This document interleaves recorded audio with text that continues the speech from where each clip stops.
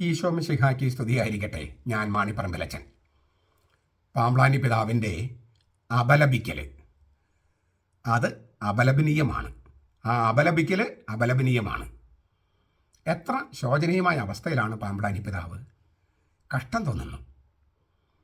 ഒരു ചെറുപ്പക്കാരൻ മെത്രാൻ ഇത്രമാത്രം അധപതിക്കുമെന്ന് സ്വപ്നത്തിൽ പോലും ഞങ്ങൾ ആരും വിചാരിച്ചിട്ടില്ല.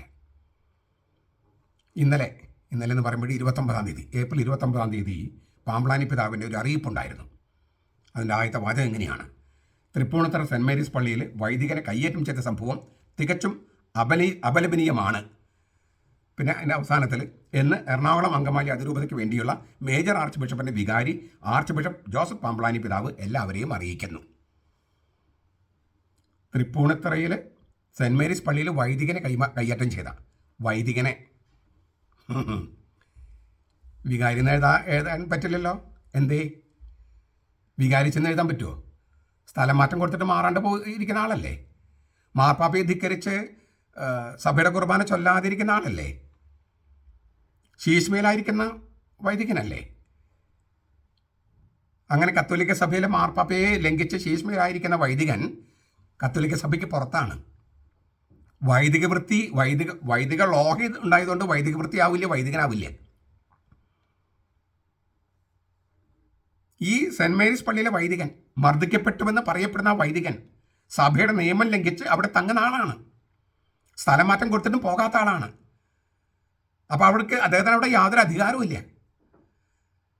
അപ്പോൾ അദ്ദേഹം സ്ഥലം മാറി പോകാത്തതിനല്ലേ അപലപിക്കേണ്ടിയിരുന്നത്? പാമ്പ്ളാനി പിതാവ് കത്തോലിക്ക സഭയുടെ മെത്രാനായിരുന്നെങ്കിൽ, ഞാൻ ആവർത്തിക്കുക, പാമ്പ്ളാനി പിതാവ് കത്തോലിക്ക സഭയിലെ ഒരു മെത്രാനായിരുന്നെങ്കിൽ മെത്രാന്മാരെ കൊടുത്ത കൽപ്പന ധിക്കരിച്ചിട്ട് അവിടെ അനധികൃതമായി പാർക്കുന്ന ആളെയല്ലേ അപലപിക്കേണ്ടത്?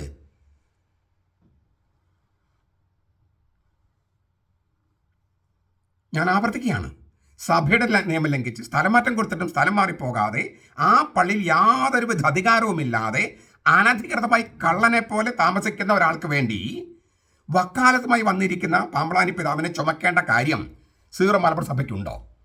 ഇത്രയും പരിപാവനമായ, ഇത്രയും പ്രാചീനമായ നമ്മുടെ സഭയ്ക്ക് ഇത്രയും മോശം രീതിയിൽ പ്രതികരിക്കുന്ന, ഇത് കൂതാശ വിലക്കുള്ളവരെയും സഭാ വിലക്കുള്ളവരെയും ചേർത്ത് പിടിക്കുന്ന, പശ്ചാത്തപിക്കാത്ത തന്നെ, അവർ പശ്ചാത്തപിക്കാത്തവരെ ചേർത്ത് പിടിക്കുന്ന ഒരു മെത്രാൻ ഈ നമ്മുടെ സഭയ്ക്ക് അത് വേണോ? മറ്റു മെത്രാന്മാരെല്ലാവരും വളരെ ഗൗരവത്തോടെ ചിന്തിക്കേണ്ട ഒരു കാര്യമാണിത്. മാർപ്പാപ്പയെ അനുസരിക്കാതെ, മെത്രാൻ കൊടുത്ത കൽപ്പന അനുസരിക്കാതെ അനധികൃതമായി തങ്ങുന്ന ഒരാളെ, ആ ആൾക്ക് വേണ്ടിയാണ് അപലപിക്കുന്നത്. സത്യവിശ്വാസികളാണ് അവരെ കൈകാര്യം ചെയ്തത്, അവരെ അഭിനന്ദിക്കാൻ വേണ്ടിയിരുന്നത്. ഞാൻ അക്രമത്തെ പ്രോത്സാഹിപ്പിക്കല്ല, ക്രമസമാധാന പ്രശ്നം ഉണ്ടാക്കാൻ പറയല്ല. പക്ഷേ പാമ്പ്ളാനി പിതാവ് ചെയ്തിരിക്കുന്നത് എത്രയോ ശോചനീയമായ കാര്യമാണ്. അതിനെയല്ലേ അപലപിക്കേണ്ടത്? പാമ്പ്ളാനി പിതാവിൻ്റെ നടപടിയും മറ്റു മെത്രാന്മാരെ അപലപിക്കണം. ഒത്തിരി കാര്യങ്ങൾ ചരിത്രത്തെ മാത്രം കിടക്കുന്നു, ഞാൻ അതിലേക്ക് പോകുന്നില്ല. 2 കാര്യങ്ങൾ മാത്രം പറയട്ടെ. ഈ 82 വയസ്സുള്ള തോട്ടുപുറം അച്ഛനെ കുർബാന അർപ്പിച്ചു കൊണ്ടിരിക്കുമ്പോൾ കഴുത്തിന് പിടിച്ച് തള്ളി ചവിട്ടി കൂട്ടിയപ്പോൾ അതിന് നേതൃത്വം കൊടുത്ത ജെറണച്ചനെ അപലപിക്കാനായിട്ട് പാമ്പ്ളാനി പിതാവിൻ്റെ വായിൽ നാവില്ലായിരുന്നോ? അത് പണയം വെച്ചിരിക്കുകയായിരുന്നോ?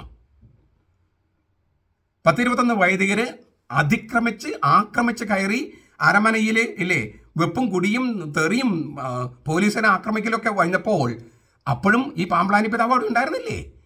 അവരെ ചേർത്ത് പിടിക്കാൻ നടക്കില്ലായിരുന്നോ? അപലപിക്കാൻ തോന്നിയില്ലേ? അവർ തോന്നി വല്ല കക്കൂസയ്ക്ക് മുമ്പിൽ കുർബാന അർപ്പിച്ചപ്പോൾ അതിനെ അപലപിക്കാൻ അദ്ദേഹത്തിൻ്റെ വായിലെ നാവ് കത്തോലിക്ക നാവല്ലായിരുന്നോ? പ്രൊട്ടസ്റ്റന്റ് നാവായിരുന്നോ?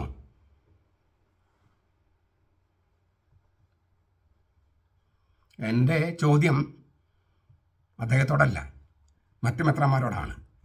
ഇങ്ങനെ പരിപാവനമായ സീറോ മലബാർ സഭയുടെ പരിശുദ്ധമായ കുർബാനയെയും കത്തോലിക്ക സഭയുടെ പാരമ്പര്യത്തെയും കാനൻ നിയമങ്ങളെയും പച്ചയായി ലംഘിക്കുന്നവരെ ചേർത്ത് പിടിക്കുകയും അവർ ഈ വിമത വൈദികർ പശ്ചാത്തപിക്കാതെ തന്നെ അവരെ ചേർത്ത് പിടിച്ച് കൊണ്ടു നടക്കണമെന്ന് പറയുകയും ചെയ്യുന്ന ഈ പാമ്പ്ളാനി പിതാവിനെ ചുമക്കേണ്ട കാര്യം സീറോ മലബാർ സഭയ്ക്കുണ്ടോ? അതിനാൽ അദ്ദേഹത്തിൻ്റെ കാര്യത്തിൽ എത്രയും പെട്ടെന്ന് തീരുമാനത്തിലെത്തുക എന്നതാണ് നിങ്ങളുടെ മേൽ കർത്താവ് ഇട്ടിരിക്കുന്ന ചുമതല, ഉത്തരവാദിത്തം എന്നാണ് എനിക്ക് തോന്നുന്നത്. കർത്താവിൻ്റെ പരിശുദ്ധാത്മാവിൻ്റെ പ്രകാശം നിങ്ങൾക്കുണ്ടാകട്ടെ. പരിശുദ്ധാത്മ പറയുന്നത് പോലെ നിങ്ങൾ ചെയ്യുക. നമ്മുടെ കർത്താവ് ഈശോ മിശിഹായുടെ കൃപയും പിതാവായ ദൈവത്തിൻ്റെ സ്നേഹവും പരിശുദ്ധാത്മാവിൻ്റെ സഹവാസവും നാം എല്ലാവരോടും കൂടി ഉണ്ടായിരിക്കട്ടെ, ഇപ്പോഴും എപ്പോഴും എന്നേക്കും.